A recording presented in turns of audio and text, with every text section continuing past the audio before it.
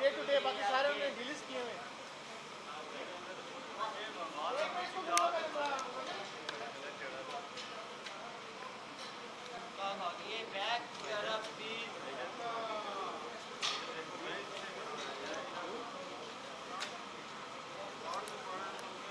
आ जाओ हसन,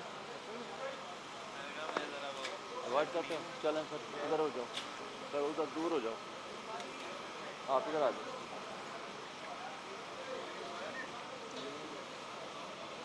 हाँ जी तैयार हैं?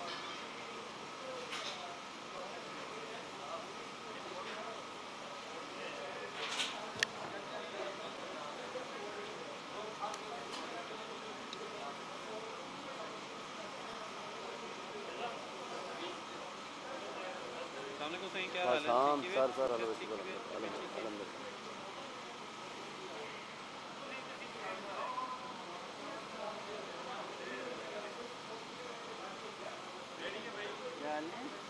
ये बता दें जी।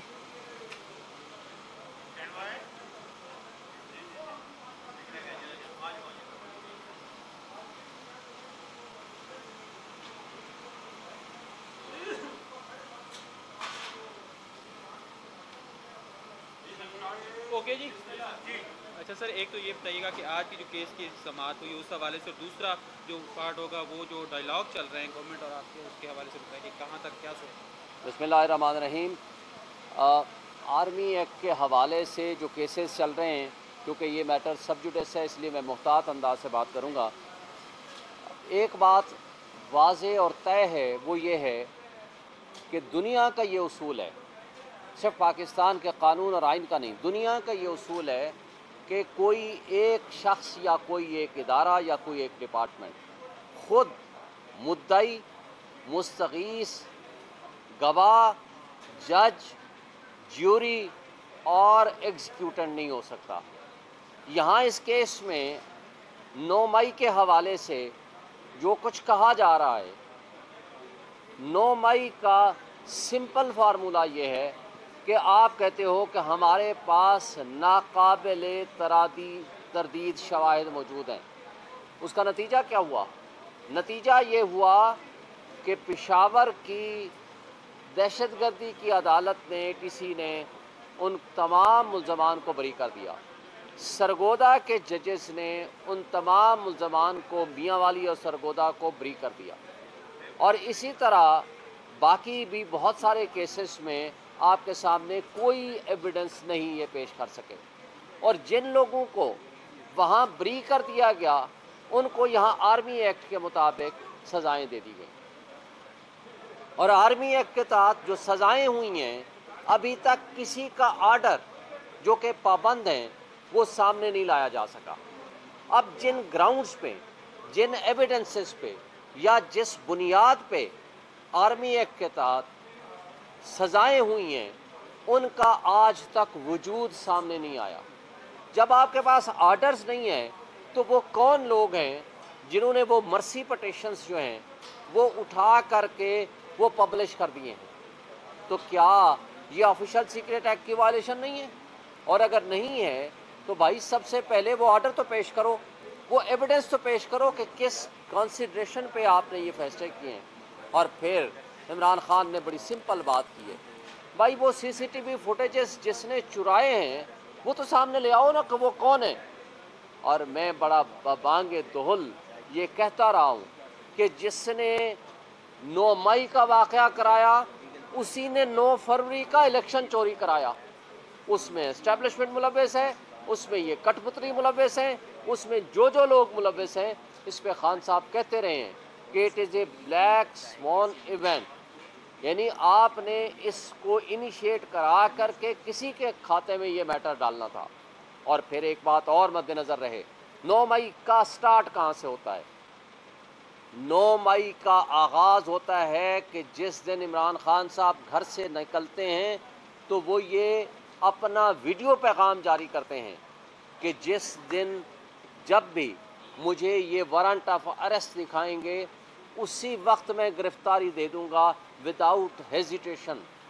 लेकिन गिरफ़्तारी दिखाने की बजाय उनको उस केस में जिसमें हाई कोर्ट में वो बेल पटिशन में पेश हो चुके थे, वो बायोमेट्रिक के प्रोसेस कर रहे थे, उनको रियासती दहशतगर्दी करते हुए उनको उठा लिया गया।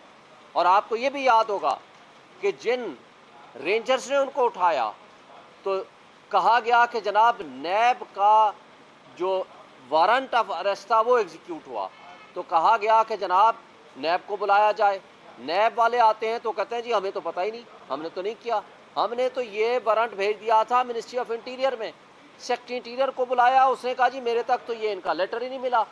तो फिर सवाल आज भी ये है कि रेंजर्स को किसके हुक्म से वहाँ भेजा गया, किसके हुक्म से पाकिस्तान की सबसे बड़ी पॉलिटिकल पार्टी के सरबराह को वहाँ घसीटा गया, अमले को तशद्दुद का निशाना बनाया गया, वकीलों को तशद्दुद का निशाना बनाया और वहाँ से रियासती दहशतगर्दी का आगाज़ हुआ। लिहाजा आज पूरी दुनिया ने जो तमाशा आपने पाकिस्तान का बनाया है, पूरी दुनिया ने उसका देखा। पूरी दुनिया में आपका एक दागदार चेहरा सामने आया। आज को आपको यूरोपियन यूनियन वो सिर्फ इस ग्राउंड पे GSP प्लस के ऊपर रिव्यू कर रही है कि आपने वहाँ पाकिस्तान के बुनियादी इंसानी हुकूक की खिलाफवर्जी कर रहे हैं, आप वहाँ फंडामेंटल राइट्स की वायलेशंस कर रहे हैं, आप वहाँ अपने मासूम शहरियों के साथ जिस तरह का सलूक कर रहे हैं, उसकी आखिरी मिसाल आपने 26 नवंबर को देखा, जिस तरह स्नाइपर्स के ज़रिए सीधी गोलियां मारी गई सियासी वर्कर्स के ऊपर, जिसको DGISPR साहब आकर कहते हैं।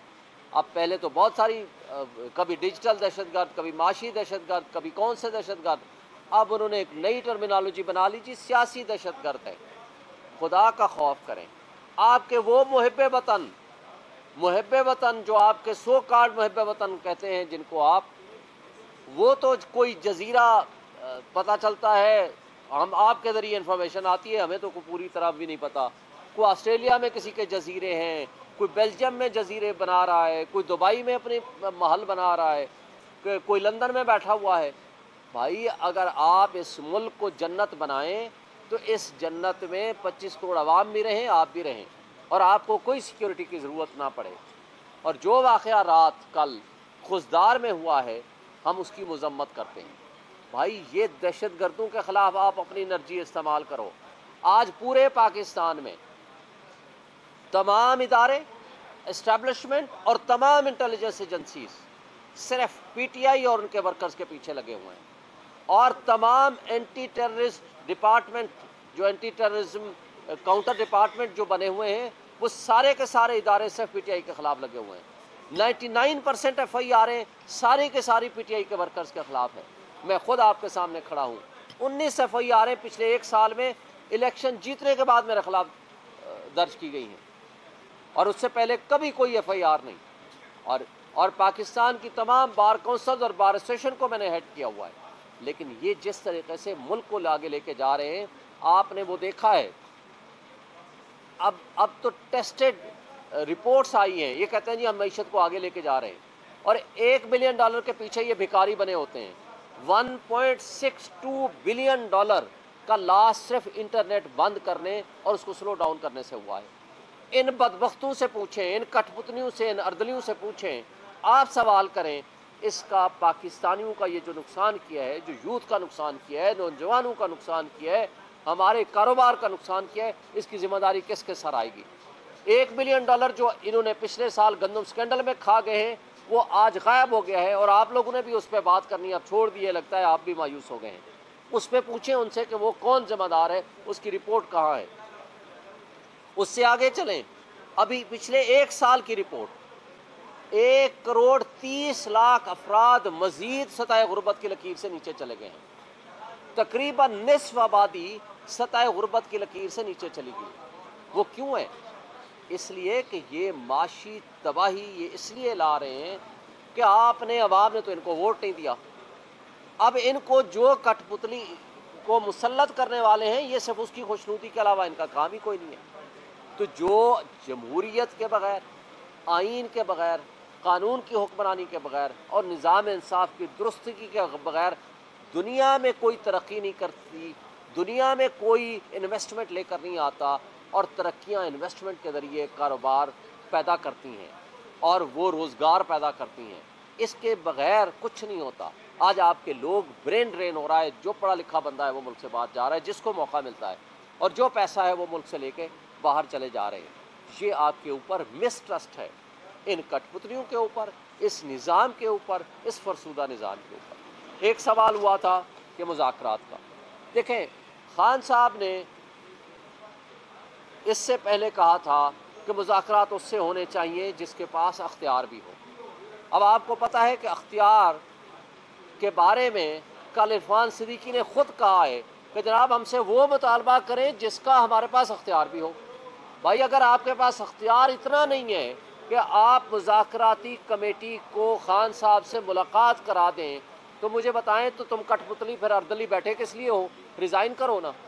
क्यों आपने जाली मैंडेट के ज़रिए जाली कागज़ का टुकड़ा उठा करके अपने करप्ट इलेक्शन कमीशन का जो अमला करप्ट प्रैक्टिसेस में मुलव्वस है, जो रिटर्निंग ऑफिसर्स करप्शन में मुलव्वस हैं, उनके ज़रिए कागज़ का टुकड़ा उठाया और यहाँ आकर के आप मुसल्लत हो गए हैं, तो आप घरों में जाओ। लेकिन खान साहब ने इनको एक्सपोज करने के लिए इनके पास सिंपल दो मुतालबात रख दिए हैं। 9 मई और 26 नवंबर का आप ऑडिट करा दें जुडिशल कमीशन के ज़रिए, और नंबर 2 आप सियासी कैदियों को रिहाई दे दें। और अगर इतनी मासूमाना दो मुतालबात के ऊपर भी ये कंसीडर नहीं कर सकते या आगे नहीं चल सकते, तो फिर मेरा ख्याल है कि इनको एक्सपोज करने के अलावा कोई और ऑप्शन बाकी नहीं रहा। इंशाअल्लाह ताला ये करप्ट निज़ाम का ख़ात्मा होगा और बिलाखिर जमहूरियत की बहाली होगी। जो हकीकी नुमाइंदे और हकीकी रिप्रेजेंटेटिव हैं आवाम के, जो कि PTI और इमरान खान है, वो आगे आएंगे तो मुल्क की तरक्की होगी।